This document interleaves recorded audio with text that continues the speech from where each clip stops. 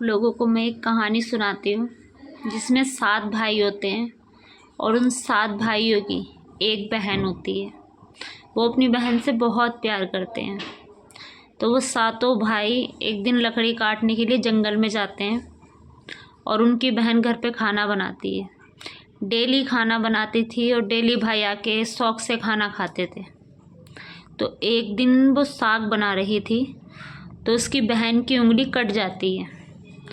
तो वो सोचती है कि मैं ये खून किससे पूछूं। वो इधर उधर देखती है तो उसे कुछ नहीं दिखाई देता कि वो खून किससे पूछे। तो वो अपनी उंगली कटी हुई उसी साग से पोंछ देती है जिसको वो काट रही होती है कि इससे मेरे भाइयों को ये खून दिखेगा नहीं, कि इधर उधर लगाऊंगी पोंछूंगी तो भाइयों को दिख जाएगा, भाई डांटेंगे, दुखी होंगे, परेशान हो जाएंगे। तो इसलिए वो अपनी उंगली साग से ही पोंछ देती है। ठीक है। तो जब वो खाना परोस के अपने भाइयों को देती है, सारे भाई एक साथ बैठ जाते हैं खाने के लिए, तो उनको स्वाद अलग ही लगता है। तो वो पूछते हैं कि बहन आज तूने सब्जी में क्या मिलाया है, आज तो सब्जी में अलग ही स्वाद आ रहा है।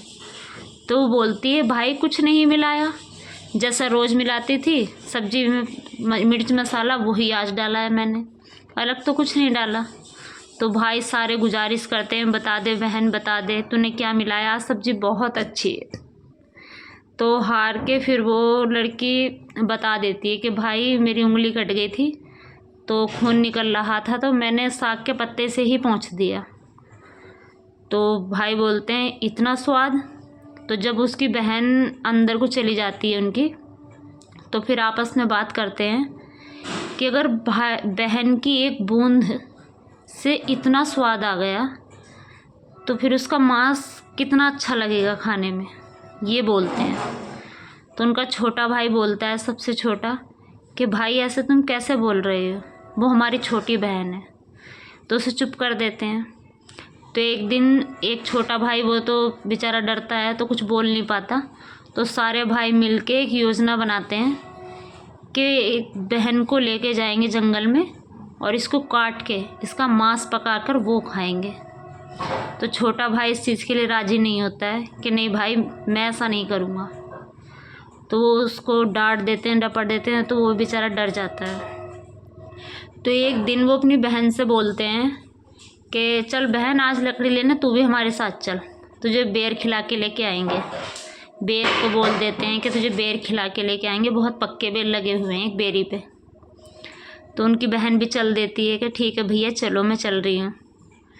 तो इधर आदर को देख के उसे एक बेरी से कि चल बहन चढ़ जा तोड़ ले। तो जैसे ही वहाँ जाती है तो उसको रस्सी से बांध देते हैं और जो सबसे छोटा भाई था उसको दूसरी तरफ भेज देते हैं कि जाओ वहाँ से रस्सी ले आ लकड़ी बांधने के लिए इतना, क्योंकि वो राज़ी नहीं होता है। तो वे 6 भाई उस बहन के टुकड़े कर देते हैं, काट देते हैं। तो उसका भाई जब वो उधर से आता है तो कहता है बहन नहीं दिखाई दे रही। तो बोलते हैं कि पागल हमने उसको काट दिया, आज मांस खाएंगे कि उसका मांस देखो कितना अच्छा लगेगा जब उसके खून की बूंद में इतना स्वाद था। तो वो छोटा भाई जो होता है वो मना कर देता है कि मैं नहीं खाऊंगा। कि तू कैसे नहीं खाएगा। तो वे सारे भाई सारों के आगे परोस देते हैं बनाकर। तो जो सबसे छोटा भाई होता है वो नहीं खाता है, पास को रख लेता है, दुबका लेता है। बाकी 6 खा लेते हैं लेकिन वो एक नहीं खाता।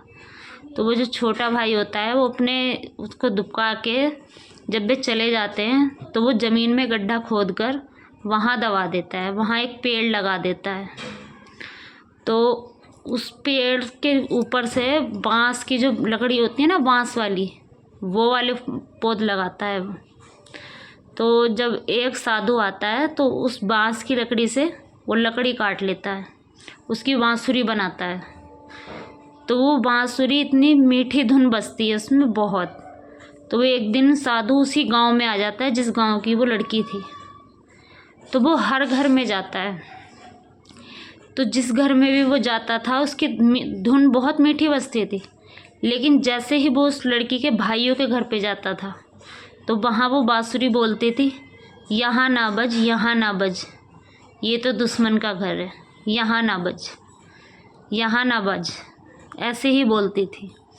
और जैसे ही वो सबसे छोटे भाई के घर पहुंचता है साधु, तो वहाँ वो बांसुरी बोलती है, यहाँ झूम के बज, झूम के बज, झूम के नाच गा, यहाँ मीठी धुन बज, ऐसे बोलती है बांसुरी कि ये तो मेरी जान से प्यारा मेरा भाई का घर है, मेरी जान से भी प्यारा मेरा भाई है जो मुझे बहुत प्यार करता था। यहाँ तो बाजूंगी मैं, झूम के बाजूंगी, ऐसे बोलती है। तो वो साधु भी सोच में पड़ जाता है कि ये बांसुरी ऐसा क्यों बोल रही है। तो वो फिर सारी कहानी उसके घर में उसके भाई को सब बताता है। उसका भाई बैठ के उसको खाना खिलाता है। तो जब वो बताता है ना कि मैंने यहाँ से काटी थी, वो साधु बताता है, तो जब वो ये सोचता है कि हाय ये बांसुरी जो है ये मेरी बहन ही है, तो उस दिन के बाद उसकी बहन असली रूप में आ जाती है। सोचो, उस भाई के घर में असली रूप में आके उस भाई को दिखाई नहीं देती है, फिर उसके घर का सारा काम करती है, उसको खाना बना के देती है। तो वो सोचता है डेली कि मेरा खाना कौन बना देता है, मैं तो बना के जाता नहीं हूँ, तो मेरा खाना कौन बना जाता है। तो वो यही सोचती रहती है, सोचता है। तो फिर एक दिन वो देखता है कि मैं आज देखूँगा कि खाना कौन बनाता है। तो वो छुप जाता है, घर से जैसे निकलता है फिर छुप जाता है, काम पे नहीं जाता है। तो एक दिन वो छुप के देख रहा होता है, तो उसको उसकी बहन दिखाई दे जाती है। तो वो अपनी बहन के गले लगकर उस समय पे इतना रोता है, बहुत रोता है कि बहन मैं उस दिन तुझे बचा नहीं पाया। तो उसकी बहन भी बहुत रोती है कि कोई बात नहीं भैया, जो मेरे नसीब में था वही हुआ। तो दोस्तों, इस कहानी से ये सीख मिलती है कि आज के दौर में गैर तो गैर, अपनों पर भी भरोसा नहीं, अपनों पे भी भरोसा मत करो।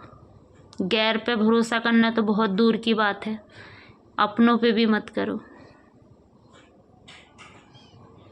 सही कहा ना।